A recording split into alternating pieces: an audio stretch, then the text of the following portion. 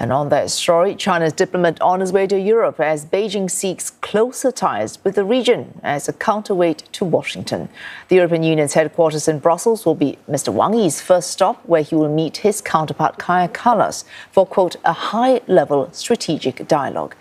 Mr. Wang will also be heading to France and Germany. Beijing and the EU have been grappling with deep frictions, including a more than $350 billion trade deficit. Both parties have also been imposing tit-for-tat tariffs, with the EU seeking to get tougher on what it calls China's unfair economic practices. And as the clock ticks down to Mr. Trump's tariffs being imposed on the 9th of July, countries including entire regions like the EU members have been scrambling to make a deal. Beijing has warned that its interests must not be used as bargaining chips, saying it will not hesitate to adopt countermeasures. CNA's Si Hui tells us more about what we can expect during Mr. Wang Yi's European visit.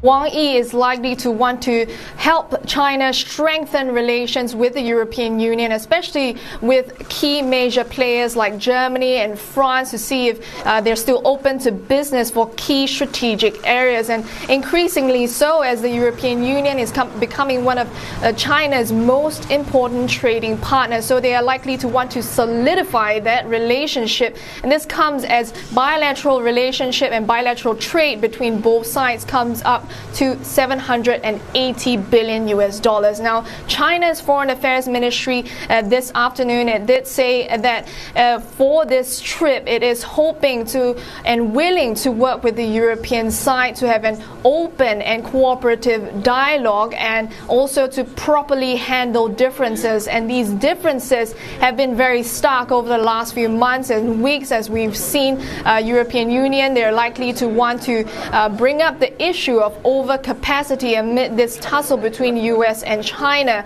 And so economists are also saying that the EU is likely to want to seek concessions with China. They're likely to possibly seek concessions to joint ventures in creating jobs for the EU, as well as IP sharing. Now, economists are saying that China may not be able to meet these demands, but it will put in serious efforts to try to meet these demands by the EU, seeing how relationship between US and China is at a very low point at this point. And so they are likely to want to meet concessions with the EU. Now, another separate issue that is likely to come up is the conflict in Ukraine. Now, the EU is likely to want to try to get China to convince and use its influence with Russia to convince Russia to stop its invasion in Ukraine. And this is despite China having a neutral stance all these years about the Ukraine conflict. But previously, China's Foreign Affairs Ministry had urged the EU and China, as well as the rest of the world, to maintain peace and stability.